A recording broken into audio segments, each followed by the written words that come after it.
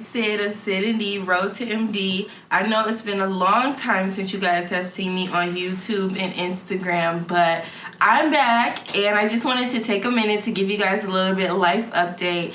It's now March 2020 and the application cycle is coming to an end. If you're not familiar with the AAMC traffic rules, then I'll tell you that by April 15th, everyone holding more than one acceptance to a medical school has to cut down to 3, which means that they should withdraw all of their other applications so that they open seats for people on the wait list.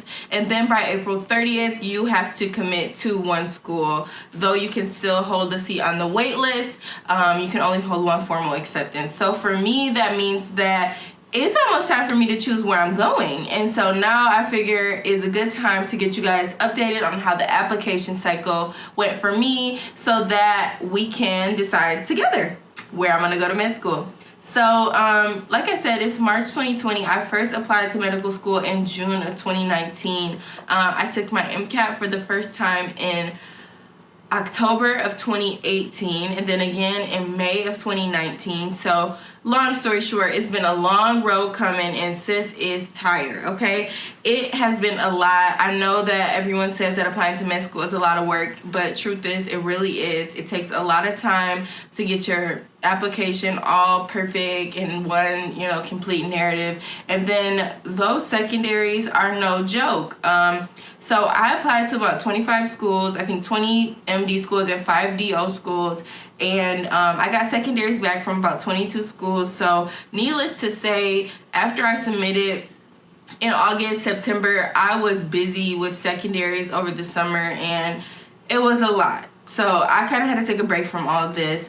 But now that everything is over, I did get 6 interview offers. I got 5 offers to MD schools and 1 DO offer. And I only accepted the 5 MD offers for interviews. I did not go on the DO interview, and that was because MD was my primary choice. Although I really love the DO philosophy, I really wanted to find an MD program that kind of ingrained some of the DO philosophy into their curriculum already because I don't know, I kind of like the status of having an MD as opposed to a DO, and I don't know, it kind of sucks to say that, but I don't know, I wanted to pursue an MD. So I didn't go on that interview because by the time I got that offer, I had already had 2 MD acceptances to schools that I was, strongly considering. So like I said, I went on 5 interviews. In the end, I got 4 acceptances. I think I got my first one in October 15th is the first day that med schools can grant acceptances, and I did get an acceptance that day. And then it felt like I kind of got an acceptance every month after that, and kind of a gap around the Christmas months. And yeah, I was waitlisted at one school in about January, but the next month, February, I got off of the wait list. So now I hold 5 MD acceptances, and I am thrilled about that because honestly, my metrics were not that great. If you watch my MCAT reveal video, you know that I kind of scored kind of low on the MCAT the first time, and even when I took it the second time, I increased only 2 points. So I was still a little bit below the average for African American applicants that are admitted to med school. So I am forever grateful for having 5 acceptances because honestly, when this whole journey first started, my prayer was just to get into a medical school. And then I realized that as I kind of saw my worth and learned how good of an applicant I really am, my prayer changed and I really wanted to have options. And I'm glad that I have options. I have 2 in-state options and 3 out-of-state options. So I know some people are wondering, like, what have you been doing during this time while you're interviewing and whatever? So when I graduated college in December 2018, I stayed in the research lab where I was working, and I got hired in as a clinical subjects coordinator. So as a part of my job, I do a ton of things, some kind of bench research, so processing lab samples and preparing kits for that. I also see patients who are having research visits, study visits, do their follow-ups for that, do a lot of phone calls, a lot of just checking in on our patients, making sure things are okay. There are some other not so fun parts of that, like IRB applications, as well as like regulatory things and billing reconciliation. It's kind of a good role if you want to get a lot of the clinical side, but also have a desk job, because my job has a lot of flexibility since our patients, we schedule their appointments for them, and I don't know, it's just a lot of day-to-day flexibility, so I love that about it. I have also started working as a patient care tech in patient behavioral health, and I love my job. If you don't know really what a tech does, on a med surg unit, a tech really is a person who would do like blood draws, put in IVs, make sure people have their vitals done, and kind of do a lot of the running around like a nursing assistant would, except a little bit more of a medical-ish, I don't know, like an MA kind of thing. But in psych, it's a little bit better because our patients don't have IVs, they don't need blood draws done by us.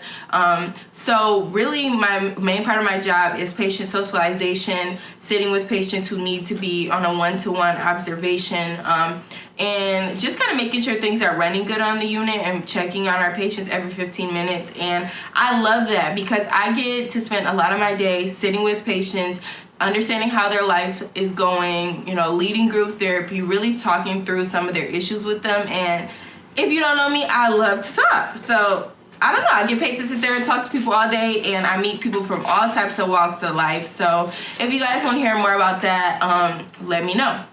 But yeah, that has been great. So I've been working full-time as a clinical subjects coordinator and part-time as a tech in behavioral health. And I don't know, like I said, I love my job. But aside from that, I have been doing some independent research. I've got 2 papers published during this time, and I'm working on 2 more papers for which I will be first author. So y'all just pray for me that I get that stuff done this month, because it is imperative that that's done. There's no reason to procrastinate on that.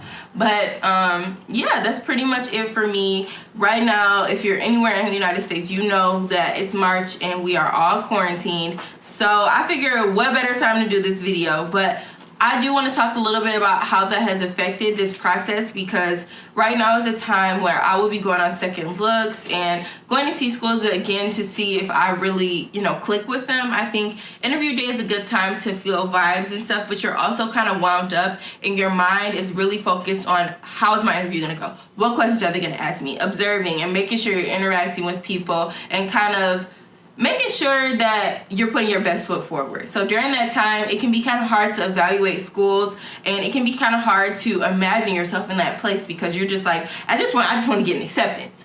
And so given that, I was really, really looking forward to second looks. But due to this COVID-19 virus, all of my second looks have been canceled.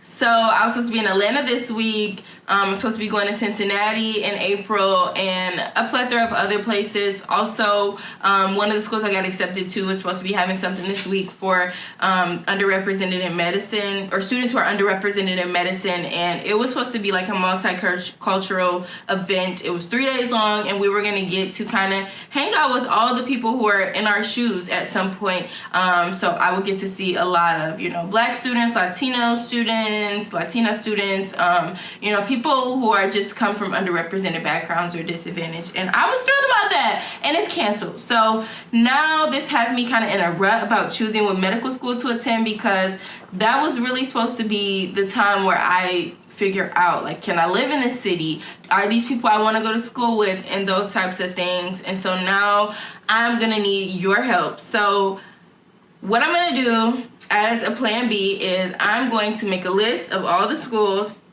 I'm going to put together a scoring system and kind of use that to help me choose what school I like best. So tune in for my next video as you guys help me choose where I'm going to be going to medical school.